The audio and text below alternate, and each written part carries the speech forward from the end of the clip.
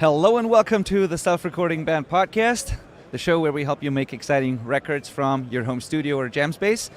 I'm your host, Benedict Hein. I'm here with my co-host, Malcolm Owen Follett from Canada. Hello, and we're live again from the Studioszene is what you actually call it, in Hamburg, Germany. And we're on the studio sofa that the guys from Sound and Recording let us use all week, which is really, really great. So thank you for that. So we're streaming live. It's very exciting. So if you're watching live, hello, thank you for joining us. And our guest now, which is very, very exciting, is Chris Yetta from AudioScape. They make great analog gear for recording studios. And we just had the chance to check some of that out, and it sounded incredible. And we have tons of questions. So thank you, Chris, for taking the time to do this with us. And welcome. Oh, thank you so much for having me. No, looking forward to it. And thank you for all this space. yeah, you get the couch of honor, sir. Yeah, exactly. So Malcolm, you wanna start? Should I? Yeah, well, I think right off the bat, Benny said that you make analog hardware for studios, but as we were preambling, you actually make hardware for artists and for musicians, and I think that's a really cool thing to talk about, the role of hardware and why it still exists and people still love it, even though there's unlimited plugins and software available now. And I would love to hear your thoughts on the place of analog hardware in the modern world. I love this question. So a good way to look at it is, because we get this question all the time, and like we're talking about announcing a plugin, and it's one of those things where you could see a picture of a beautiful place, but it's another thing to go there and see it with your own eyes, right? And that's kind of like the same, that's kind of the analogy I would use with hardware. And, and a plugin is great, and it's modeling that one unit, but there are some variances that should be celebrated, in my opinion, when it comes to hardware. And when you have those variances, you have your own individual unit. It's part of your sound.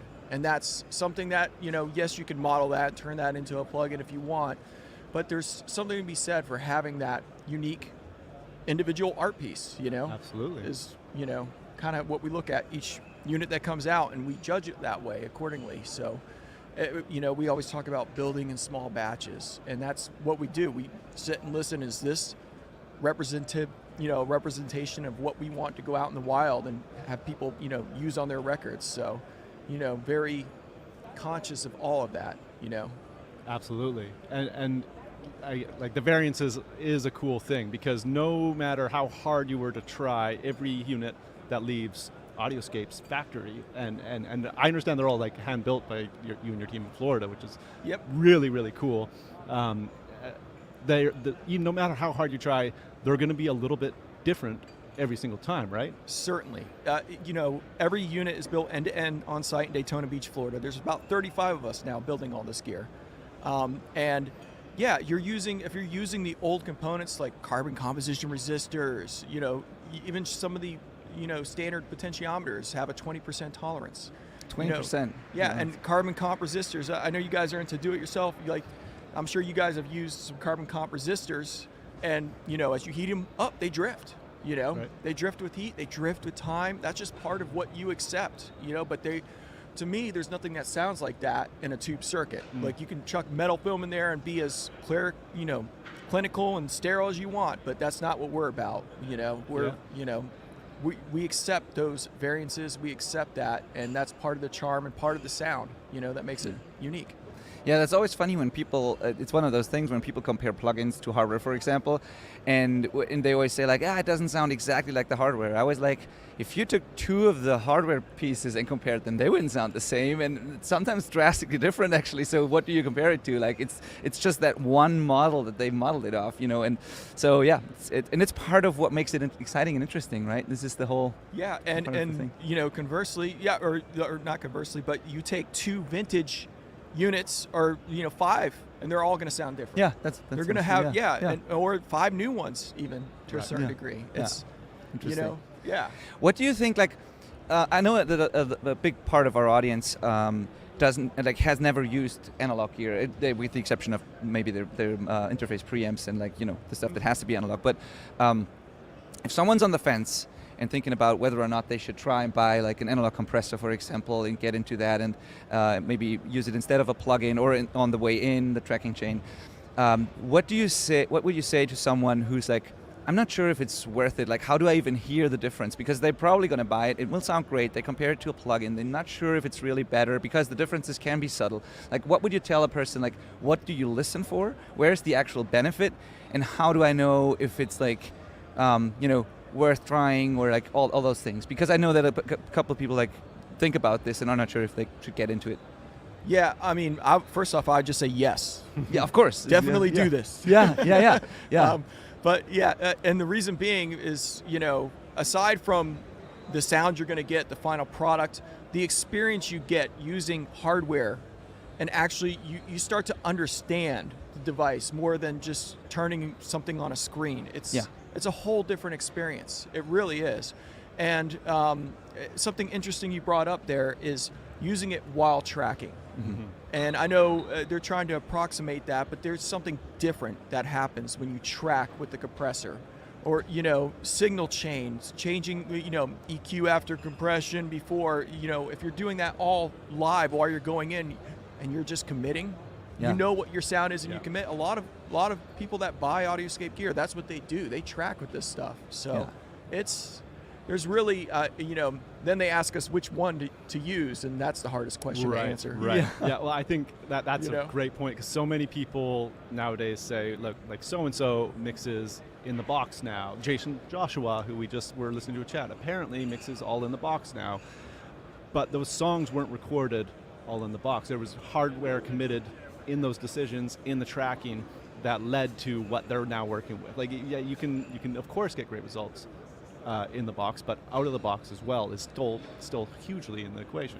Yeah, and at a certain point, it is about the people. Whether it's about the people who are building the gear, whether it's about the people who are mixing and their skill set, and they know they've had enough hands-on experience with analog gear. They know how they can get that sound in the box. Yep. It's all part of the experience. There's I don't think there's ever any right or wrong way to do anything. It's just a matter of, preference for each individual person. And I don't feel like analog's ever going to really go away. No. Just like visiting beautiful places is never going to go away, Yeah. So. And what would you specifically like listen for if someone's like, I don't know, like what will the benefit be because my plugin already sounds so amazing, and like what would you think is the biggest benefit when it comes to, like, let's say an analog compressor versus a plugin version? And I don't want to get into all of this, actually, not comparing to plugins, but in general, like what do I listen for that like and maybe if I don't have the trained ears or the experience already. So there is a lot of nuance definitely involved in what we do, and even with what we listen for Final QC. That's a good point, actually. There is I don't want to get into the comparing plugins and generalizations, because that can get really tricky. Yeah. But I do notice differences in just saturation. Notice differences in, if we want to get really into it, stereo field. If you got a stereo device, stereo compressor, stereo reverb, even, I've had, some people send me clips and I hear the difference in the stereo field on an iPhone speaker. Oh. Yeah, that's crazy. Yeah. They're like, that's okay. Yeah. But there is a place for, I guess some people describe it as three-dimensional. Mm-hmm. Yeah. Things sound more three-dimensional and real because they are. Yeah, of course. Go figure. Yeah. I feel like my experiences, and I have a bunch of like really nice analog stuff as well in my studio, although I mix in the box, but I sometimes run stuff out through the analog gear, print it back in, so I don't have to deal with the recall, but I still have the sound, it's similar to like reamping. That's what I do when I mix stuff. And what I feel like the more, with some of those things, the more you push them, the more I like the analog version of it. So you can get away with like subtle settings a lot of the time, but if I like really push some compressors hard and like get distortion out of them, that's where and I don't want to like talk trash about or like talk shit about any plugin, but that's where some of the plugins crap out and the analog things, apart. And the analog things still does it, and in a very cool way. That's actually what we listen for with our compressors, like, with how we select the 6AQ5 in our Opto, our 2A style compressor. Like, does it fall apart? or does it do that rubber band effect that you're looking for and just grabs it and holds it, you know? Yeah. So yeah, you can hear that sometimes once you start pushing things, once you start boosting highs. yeah, cool. Yeah. Awesome. Now,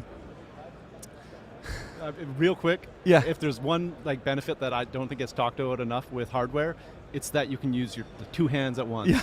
You can change two knobs at the same time, and it's so amazing being able to like adjust the attack and the release, or the input and the output, not having to like turn up the compressor input, like on a 1176, for example, and then it's getting louder, and you don't know if you actually made it better or not. And just being able to real-time adjust with two hands on a piece of hardware is life in, like, it's life. Yeah, you can definitely reach a desirable result a lot quicker. Yeah. Once you get everything set up. It is like you guys are talking about with the boat studio, getting it all set up. Yeah. Take a day. But once you get it all set up, you're good to go, you know? Yeah. One thing I do want to talk about is, you were talking about sending it out and then back in. Yeah. And I do something very similar, and I use, I don't want to, plug a friend's company or whatever, but the Flock Audio patch, I use that with our whole demo room set up. Yeah. And it's so easy and Really? convenient because you have that modern convenience of a plug-in routing menu with all the gear. You can quickly, so you have all that convenience, but you're still using the hardware, and it sounds great. I don't hear like any, it's all digital with the switching, but it's all analog with the. Great. Are they here with their product? I don't think so. We usually actually have them in our racks in the States. Yeah. Too bad. Okay. Yeah. I'll check them out. Yeah, that sounds. Yeah, I love those solutions actually. Like you said, like the analog sound or like a certain thing we love, but then the convenience we expect these days when we work, like things have to be done fast and they have to be, you need a recall and best of both worlds. There's some exciting things going on in the analog world, and that's one of them to me. Like it's worth mentioning that if you're used to that convenience of those plug-in menus, you can still get that with your analog setup. Yeah. Yeah, totally. So when you create a new design for a compressor, and that's based off of like a vintage piece basically, or inspired by a vintage piece, do you work off like just the schematics, and then, or do you have an actual unit that you try to get as close as possible to, or like what do you do there? That's a great question. When I started, I did not have a pot to piss in, so I would scrounge together money to buy, like with the Opto, I would buy like the original UTC iron, built it point to point like the original, just and then that was the God model. And then let's make a build, every single build that we make sound as good as this. Right. And that's what I did back then when I didn't have the money for original. Now we're a little bit luckier in the sense that we have people that support us. They'll send us stuff. They're like, do this, you know. All right. So like for instance, Manny, who's with Produce Like a Pro as well, Manny Nieto, he sent us his 1178. Oh wow. And we use that as a model for our AS78. So like all like his same components, because they all vary. So like, the same silver mica caps that are around the dual FET, all the same, half watt carbon film resistors. And then did you ever get one that was broken, or like where you're like, I don't think we can model that the way it is? Yeah, sometimes you break stuff. Oh yeah. Like, I'm not gonna lie. Like sometimes wires are real fragile, and then we gotta go fix it. But So, and then there's like a lot of people that kind of beta test, or they give us ideas. Like, so during that dev process for the AS78, we had Ryan Hewitt reaching out. He was mixing like Unlimited Love back then for the Peppers' first album in a while, and he wanted like a 78 though, but he wanted like the blend control. He wanted some more sidechain high pass options. So that's something that we took into account. We added as well. So we do collaborate with artists and people, who they're just as passionate as us, basically. Yeah. I guess they know what they're looking for, and that's got to be helpful, of course. Yeah. Now, is there a limit to like, because you could just add features, but I would assume there's a cost to doing that. So yeah, one thing you'll notice about AudioScape products is that we don't add too many features because there is, the more you add, you take away, right? So you have to be tasteful in what you're doing. So that's where plugins can win. They can just go unlimited crazy with options, and I think that's cool, and that should be celebrated. But yeah, with hardware, I think sometimes there's a cost-benefit analysis going on at all times during the dev process. Is this, you have to go back to like Rev 1 or Rev 0 after you've done a bunch of stuff and compare. Yeah, totally. Yeah, that's a great point. Going back to like being passionate about it, like you said before, and you can tell like you're really passionate about what you do. Is there a certain piece of gear you're working on now, or you have been working on that you're particularly excited about at the moment? Yeah, there's we usually have 10 to 12 active products in development, and then whatever one sort of kind of comes together in a cohesive manner with all our available options and things that are going on. That's usually what I start focusing in and honing in our time on. There's probably like 3 or 4 that are really getting close right now. Obviously, I don't want to let the cat out of the bag Yeah, of course. it, but there's a lot of exciting stuff going on, and there'll be more announcements. You know, we have NAMM coming up in January. There'll be a big announcement there of another new product. So, What's been the latest announcement that you can talk about already? well, we did announce just today the MK609. We've been in development on that since about 2020. Got an original friend of a supporter of ours, Earl Edgar from New Zealand. Yeah. You know, sent us his original metal knob 609. Great. And we just went to town. It's actually pretty complex circuit, you know, more than you would think. And it took a while. It took a couple years to really, and there's not really, if you look online or anything, there's, you know, schematics of, you know, 609s, but there's not really a metal knob one. So we really had to just reverse engineer the, you know, the build itself in that manner, and then also went to the trouble of molding the knobs, the original metal knobs, as, you know, they're really hard to find, you know. So the originals, I know there's not that many out there. They're like getting pretty rare. So, and it's a circuit that I feel like should be out there for people. I hadn't even considered that you have to also figure out how to reproduce the look to some extent, right? Oh, yeah. That's a whole another challenge. Yeah, and luckily, you know, we have Ryan Schmid, who's over there. He does all our mechanical designs. He's our head mechanical engineer. So when I first started, it was just like basic front panel, you know, all that. And I was, you know, now he's got 3D models and everything. You can see it from every single angle. And very cool. Yeah, and a long way. Speaking of Ryan, he did the mechanical design for our ASA 6A, which we're releasing soon as well. That is like a mechanical feat. If you look at that, it's not like a traditional rack case. So if you know, such a beautiful unit. We just got to look at it and also try it and listen to it, and it's like yeah. I was going to say, are we allowed to say that we saw it? Yeah. Oh Great. yeah. It sounds amazing. It sounds very. And it also feels great and looks great. So back to the topic you were just talking about, like the way it looks and feels, the material it's built and everything. Yeah, it's built just like the original back in 1951 with the umber gray, you know, powder coat finish. It's got the hinge front panel. It's 5U in height. It's got all the original tube layout, new old stock tubes, all the original transformer layout. It's got like on the inside you could pull it out. It's like a 2-part case. You know, it's got like the old amplifier kind of chassis that you see in the tray. Yeah. It's so funny because our audience is probably confused by now, because on most of, like, we are almost 200 episodes into this podcast, and on most of the episodes we always tell people, like, use whatever you have, you know, things are so available these days, and like, don't let the gear limit you and all of that. And we encourage people, of course, because we love that everyone can make their own records and everything. But now we're like talking about the analog gear, and I'm not gonna lie, I love gear, and I still have analog gear, and I get excited about it, and now I want one of those, you know, that I just listened to. So it's like, yeah, that's the truth. It's still exciting. I don't think everyone has to have all those things, especially when you're starting out, but at some point you should at least try it and then make a decision for yourself, you know, like. Absolutely. But I'm not gonna pretend it's not exciting, because it is. It's very exciting, and I really think it's cool. You both touched on how hardware seems to take being pushed really hard way better than plugins, and that new ASA model is like, we both, just the first thing we did is distorted vocals. Yeah, it's like instantly throw headphones, push it. Immediately crank the input, and like, so good. Yeah. And what's cool about that I think is relevant to our audience is that what people are sometimes worried about, like being too quantized or things being too perfect and not standing out, not having any way of being unique.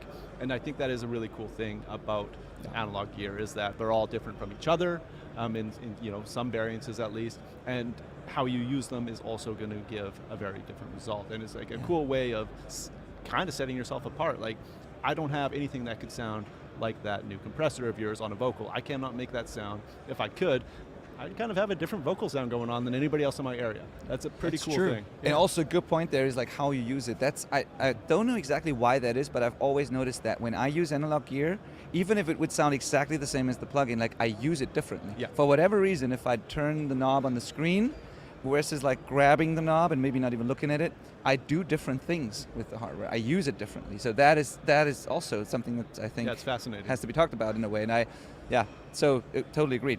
It helps you be unique, stand out, do your thing, and maybe react more to the music. So. And you guys mentioned that I'm passionate about this. I really am. Like we're like kids in a candy store every day. Like, Would you like? Is that your experience as well? That you like whatever it is that you use it differently? Maybe like. Oh, certainly. Yeah. Like, and sometimes I will compare something to a plugin. You just to be like, okay, there's maybe some weird quirk, and I don't have an original handy at the moment or something like that. And I'll be like, did they model this quirk? Am I crazy? Is this what's going on? And yeah, it's handy. But as far as your question, yeah, definitely. 100%. It's always different, and there's still some nuance. Even if it sounds close, we add sometimes some options like like on the 6A, you can actually just have the grit with no compression. Right. So very cool. Yeah. How would you sort of approach like implementing this into a modern like workflow? Would you run it as like plug-in inserts, like in and out of the computer in real time while you mix? Would you do the reamp thing where you print it? How would you go about like a recall? Because how it's like we sometimes work on like 10 songs at the same time, and then they need a fast revision, and then we need to recall all the things, and that's one of the reasons why people don't get analog gear, even though they think it sounds great. So do you take pictures? Do you have like recall sheets, like all of that? How would you personally approach Well, this? I know we do offer a patch rat subscription for free to our customers, and that's kind of a more digital way of digital recall, but not it's like, kind of like spec recall sheets, but just in your phone. Yeah. So we offer that. As far as how you use it, that goes. Sorry, does that mean I don't know that thing? Does it mean I see the front plate basically, or like Yep. and I can turn knobs, or do I have to mark it like on a recall sheet, or like? It's just like a GUI of okay, each front panel. Cool. And that's useful for, but to answer your question, that really depends on each individual user. I will say there is really, what I love about these devices is you can't mess them up. Like they just sound great any way you use them. So you just you're going to be better off plugging into any of these, than not doing it. So it's a great answer. It's a great answer. Yeah, because it's this fine line. It's like efficiency is important in today's music production world, and being fast and intuitive, and like maybe the time you lose setting things up, maybe you save that because you mix more intuitively and faster, or whatever. Like so, yeah. Yeah. In today's day and age, it is tough though. I feel that, but and sometimes people they want that convenience of digital recall on their device. I get that, but like on something like a 2A, like I'm sorry, like that's what, 2 knobs, guys? Like come on. Yep. Yeah, totally. Yeah, you're in the wrong business if you need digital recall with that device. I'm sorry. Fair enough. Very Just good be point. real. Very good point. One other thing I want to bring up that you told us when we chatted earlier is that I think people might assume, okay, he likes analog hardware because he makes it, but you also have a plugin coming out. We do. We think it would be something that would be useful in the plugin marketplace. We're not just going to do something that's been done a bunch from, like there's a bunch of 2A style compressor plugins out there. So our reverb is completely unique. So we're coming out with our XL305R reverb plugin, and we partner with Kive Audio doing this. Which make great plugins. They make great plugins. Eddie is a wizard at what he does.